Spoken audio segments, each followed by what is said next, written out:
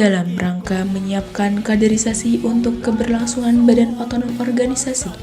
Gema Al-Khairiyah menggelar Leadership Basic Training (LBT) ke-8 dengan tema Akumulasi Nilai Keal-Khairiyahan sebagai paradigma berpikir dalam membentuk kader Al-Khairiyah.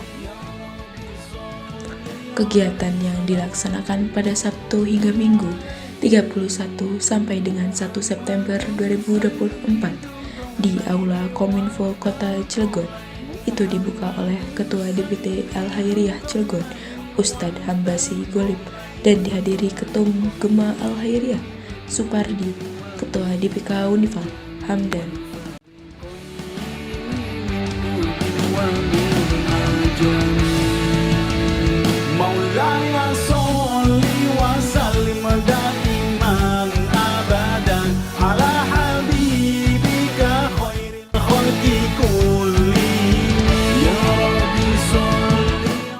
Leadership training training soalnya itu bingung undangan LBT yang kita bisa tapi LBT ya. Artinya dalam rangka ini pengkaderan Al-Khairiyah perlu ketahui, jangan sampai kita kuliah di Al-Khairiyah nggak tahu misalnya ketua umum PB Al-Khairiyah. Mungkin saya tanya, ketua umum PB Al-Khairiyah siapa? Mantap. Bahwasanya kegiatan leadership basic training itu merupakan kegiatan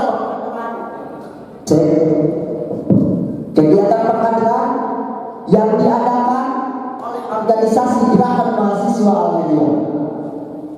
Leadership basic training ini merupakan tingkat awal pengkaderan tingkat awal yang mana dilaksanakannya dipandunya acara itu oleh komisariat Gerakan Mahasiswa Al-Khairiyah dengan komisariat organisasi kita saat ini.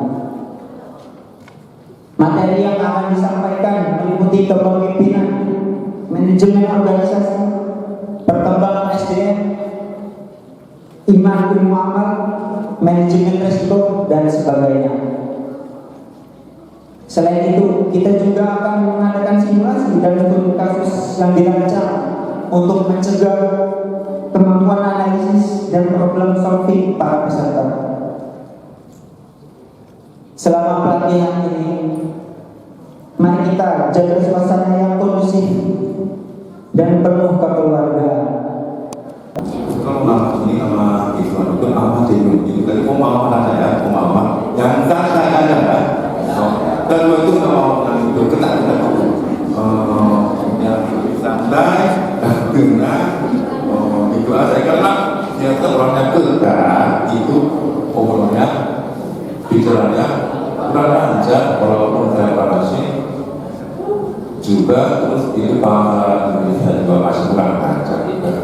Jadi itu misalkan kalau bahasa saya masih kurang lancar atau ada apa kita sampaikan pun apa tolong itu paham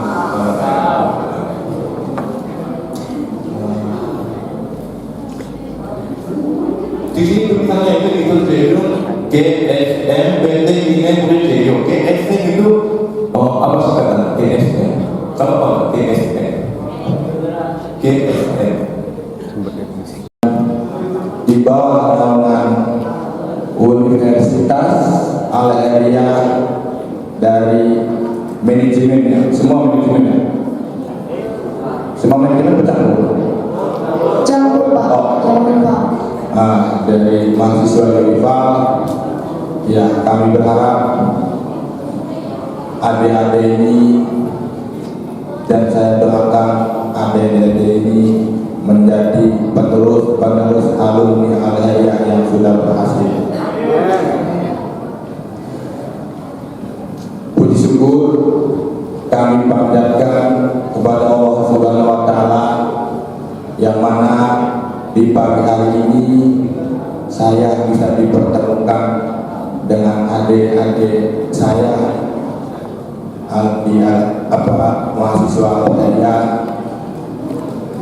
Mudah-mudahan dengan adanya pertemuan ini menambah erat tali silaturahmi Ya, saya terus terang posisi sekarang di LRI ini sebagai sekretaris umum IKA Adania. Ya, tentunya ini akan terus bersentuhan langsung dengan kegiatan-kegiatan kemahasiswaan LRI yang sekarang dinakodai alumni IKA-nya oleh Pak Dede Rohana. Kalau Pak Dede Rohana tidak ada waktu, pasti akan urus saya. Jadi ini adik-adik, saya pasti akan bersentuhan dengan adik-adik semua. Salawat dan salam terlimpah curah kepada junjungan Nabi besar kita Muhammad. Dengan wasilah beliau, kita semua mengenal agama Islam.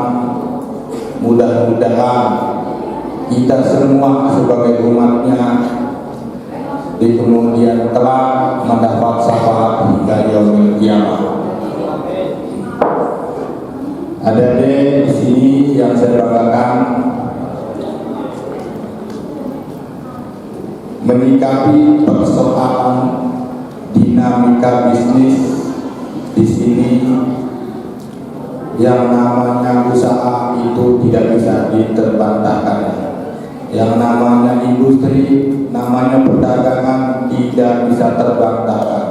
Dari zaman Nabi sampai sekarang yang nama iman itu berasal dari kata amina yakmanu amanatan atau amanat. Kata dasar. Dan itu sudah diakomodir dalam bahasa Indonesia menjadi aman. Tahu perasaan aman? Tahu? Aman itu artinya apa?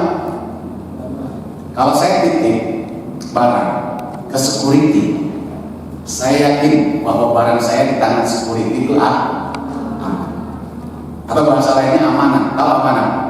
Sesuatu yang harus dijaga. Sesuatu yang harus dijaga. Dari kata dasar aminah amanatan atau aman itu lalu dirubah mengikuti pola wazan af'ala yuf'ilu if'alan menjadi amanah yu'minu imanah. Konsekuensinya apa? Dari kata dasar aminah yang amanatan itu menjadi mutaan. Kalau yang tadinya lazim aman, lazim itu kata kerja yang tidak membutuhkan pada objek. Saya aman, kata saya aman itu subjek predikat menjadi kalimat sempurna. Tapi kalau iman itu muta'addi, kata kerja yang membutuhkan objek. Jadi kata kerja kan menurut bahasa itu kan ada dua, ada transitif, ada intransitif. Kalau dalam bahasa Arab ada lazim, ada muta'addi. Lazim tidak butuh objek, muta'addi butuh objek. Intransitif itu tidak butuh objek. Saya aman, selesai. Tapi kalau saya mengamankan, ada subjek, saya mengamankan predikat. Kalimat sempurna tidak? Kenapa? Karena tidak ada objeknya. Apa yang Anda amankan? Apa yang Anda amankan? Saya mengamankan tas. Oh, berarti objek yang saya amankan adalah tas. Maka itulah yang disebut dengan fi'il muta'addi atau fi'il transitif, kata kerja yang membutuhkan objek. Nah, selama ini orang menerjemahkan iman itu apa? Terjemahan bebas iman yang selama ini kita dengar apa? Percaya.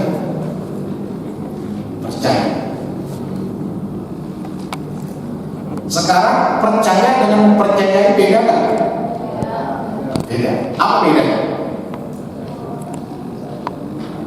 Apa bedanya percaya dan lingkungan kerja adik-adik sekarang atau tempat kerja? Ya, dengan gedung sebesar ini, saya yakin siang ini AC yang dinyalakan tidak 100% nyala. Coba dicek, ya. Saya kemungkinan AC-nya tidak nyala 100%. Oke. Ya, jadi contoh ya seperti ini.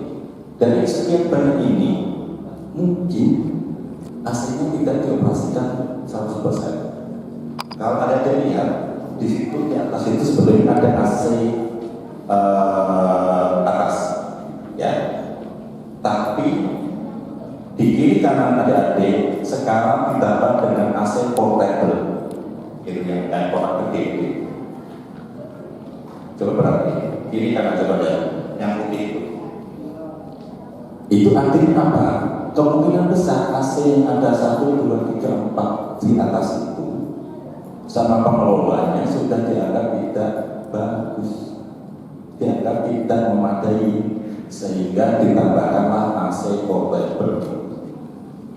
Karena kalau tidak ada tambahan AC itu, teman-teman kalau di dalam ruangan ini dalam kondisi yang cukup lama, pengap, tidak nyaman dan lain-lain, sehingga ditambahkanlah AC.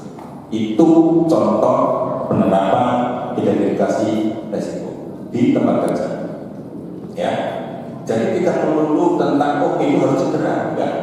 Karena komponen K3 keselamatan dan kesehatan kerja ada unsur kesehatan kerjanya. Kalau ada di kerja tidak nyaman, cepat pusing, cepat lemas, lemah dan lain-lain. Mungkin itu silakan kalau ada mau ditanyakan. Saya sih sebetulnya siapin beberapa video ya, cuma kata kalau nggak bisa ya. Yang tadi dan yang satu lagi yang tadi disiapkan kalau memang bisa. Sambil kalau misalnya ada yang mau ditanyakan.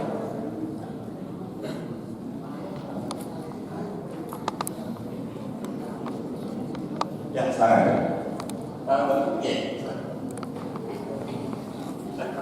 Tadi harusnya memang moderator ya, tapi nggak apa-apa. Ayo, silakan.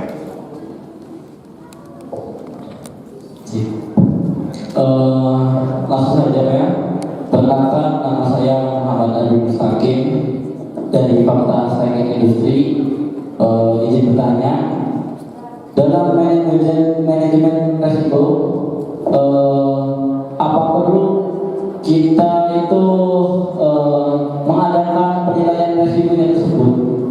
Begitu. Terima kasih.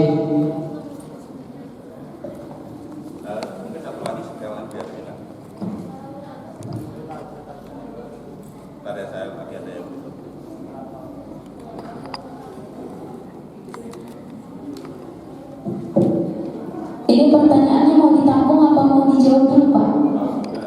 Ya udah, kalau udah selesai apa sambut, saya jawab dulu nanti, silakan ya.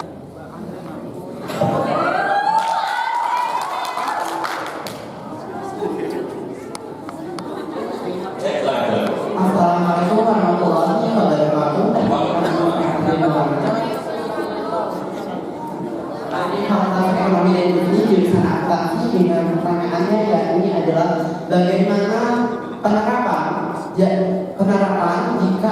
penerapan manajemen resiko di suatu perusahaan yang dianggap berhasil.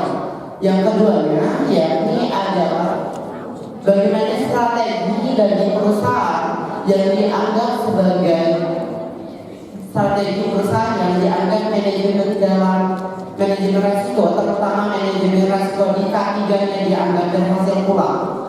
Sekian, terima kasih. Terima kasih. Saya jawab dulu tak lupa ya, dua ya. Yang pertama, apakah perlu dilakukan penilaian resiko? Seperti yang kelihatannya, mohon maaf ya, laptop saya atau ini lagi nggak bagus ya. Jadi bagian dari proses manajemen resiko seperti tadi ada namanya identifikasi resiko, ada namanya penilaian resikonya, kemudian evaluasi. Jadi penilaian resiko adalah bagian dari manajemen resiko. Bagaimana kita bisa melakukan kegiatan pencegahan kalau kita tidak tahu nilai resikonya? Seperti tadi saya contohkan kondisi ruangan ini. Resiko yang ada adalah dari sekian kapasitas ruangan ini, saya asumsikanlah 500 orang. Ya, 500 orang dengan kondisi seperti ini tanpa ada tambahan portable AC kemungkinan membuat tidak nyaman orang beraktivitas di sini, sehingga dilakukan evaluasi. Mungkin dari sisi kehandalan alatnya sudah berkurang sehingga ditambah alat-alat baru. Nah, dasar tambahan alat baru itu hasil dari penilaian resiko. Ya, jadi penilaian resiko adalah bagian dari manajemen resiko. Jadi kita melakukan apapun, kalau tidak tahu dasarnya susah. Contoh yang sederhana, ibu pulang biar ibu punya kantor. Pernah nggak kalian beli panci atau ceret yang tidak ada gagang kayunya? Ada gagang kayu atau gagang teleponnya? Panci, kalian masa nggak sih?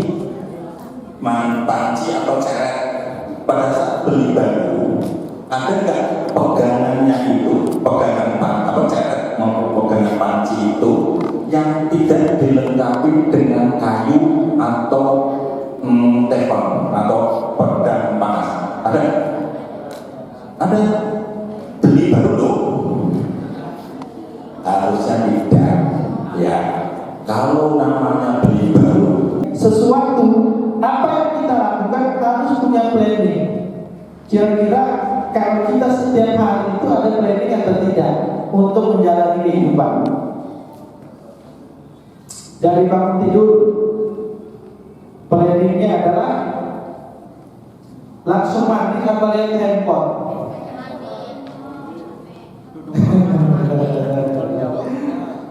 Lihat handphone apa langsung mandi. Survei membuktikan bahwa rata-rata manusia sekarang bangun tidur lihat handphone. Setuju atau enggak? Iya. Melihat handphonenya hanya melihat jam atau juga melihat PA dan lain sebagainya. Ya. Jadi secara prinsip setiap orang harus mempunyai planning. Hari ini saya ikuti LBT dengan harapan bahwa setelah saya mengikuti LBT, satu dapat ilmu. Yang kedua, setiap kegiatan kampus saya bisa ikut, setiap dibutuhkan oleh kampus sidang dan lain sebagainya bisa ikut. Itu kan planning tadi. Dan kalau misalkan orang itu tidak punya planning, maka resikonya hidupnya terlunta-lunta. Jadi kalau ibarat layangan itu, kalau dia anginnya ke kiri, dia ikut kiri. Anginnya ke kanan, ikut ke kanan. Begitupun dengan manusia. Manusia itu ketika teman-temannya ke kiri, teman-temannya di kanan, teman-temannya di belakang, teman-temannya di depan. Itu namanya tidak punya planning. Teman-teman masuk kuliah, apa planning ke depan? Apa yang mau diambil? Ya. Apa yang mau diambil? Contoh lain yang sederhana. Kalau kita mau ke Jakarta, apa yang harus dilakukan? Persiapan, oke. Setelah persiapan selesai, naik mobil atau umum. Kita pakai umum saja ya. Kita dari rumah naik angkot sampai terminal. Dari terminal pindah mobil bus. Naik bus ke Jakarta. kerabutan. Nah, dari tahapan-tahapan itulah yang disebut dengan planning. Kira-kira potensinya kalau sudah di planning akan nyampe nggak ke tujuan? Akan. Orientasi apa sih? Tempat kita belajar dasar, jangan lain-lain. Karena basisnya kita ada di tempat pendidikan, tempat kita belajar. Ada kemarin ini saya program diskusi, ada melakukan sekolah santong atau ngaji bareng. Nah, kalian coba untuk nyemplung dulu, baru gabung apa isinya. Dan pada dasarnya faktor dari kemarin ini adalah untuk satu silaturahmi. Karena saya dulu awalnya kemarin itu bukan mahasiswa aja, mahasiswa Serang, UI, Untirta, bahkan dari Jakarta. Kenapa bisa begitu? Karena kita organisasi nasional. Ya sifatnya kok bisa begitu? Akhirnya cabangnya ada di mana-mana, dilakukannya dalam pusat, apalagi ada di Banten. Nah, alumni-alumni itu yang pada lincah, di kota, di Serang, itu dia kuliah di UI, di Untirta. Dan ini bergabung sama di Kebanggaan Mahasiswa Indonesia. Sama-sama belajar bagaimana untuk meningkatkan silaturahmi, meningkatkan kualitas diri. Itu yang penting. Kita dalam organisasi sekarang ini yang di Indonesia mahasiswa itu tempat belajar tugas kok, jadi dia sebuah yang lain. Dia belajar macam-macam ada di situ. Untuk itu kawan-kawan coba aja dulu berusaha itu gabung masalah di organisasi dan aktivitas tidak membantu aktivitas lain. Dan perempuan, ada enggak? Oke, enggak ada. Oke ya. Baru begitu mereka memang diskusi lagi lah, ada dua saya. Oke ini, yang perempuan semangat enggak? Hah? Teknik persidangan ini penting. Mungkin di antara kawan-kawan semua yang hadir di sini 10 tahun yang akan datang atau mungkin 15 tahun yang akan datang, di antara teman-teman ada yang mungkin jadi ketua DPRD. Amin gitu. Sekian tapi doanya iya kan? Bisa jadi. Kenapa saya bilang? Karena teknik persidangan ini salah satu materi memang yang menjadi fondasi khususnya bagi seorang organisatoris, orang yang aktif dalam organisasi, termasuk juga keputusan-keputusan yang ada di dalam pemerintahan, baik yang ada di daerah maupun yang ada di pusat. Jadi yang namanya DPRD, baik di kabupaten kota, provinsi maupun DPR RI, MPR RI, itu tidak lepas dari yang namanya persidangan. Nah, lalu pertanyaannya, apa yang dimaksud dengan sidang?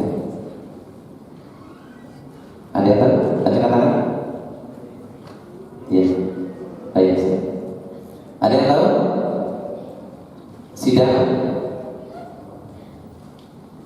Jangan sampai nanti kesannya sidang itu yang kita dengar hanya yang berkaitan dengan pengadilan perkara. Pak, ada sidang perceraian yang ada di pengadilan agama. Ada juga sidang pengesahan RUU misalnya kan, rencana undang-undang. Kalau di daerah ada sidang perda misalnya kan, pengesahan perda. Nah biasanya di dalam organisasi, ya dalam organisasi sidang-sidang itu digunakan untuk mengambil sebuah keputusan, untuk menetapkan sebuah keputusan. Jadi wadah pengambilan keputusan secara formal dalam sebuah organisasi itu dilakukan melalui sidang-sidang. Ya, kalau di kita misalnya, kalau di Gema menggunakan istilahnya apa? Muktamar, kongres, mubes atau apa? Gema menggunakan apa istilahnya? Muktamar. Nah, muktamar berarti sama dengan BPR ya. Jadi muktamar itu adalah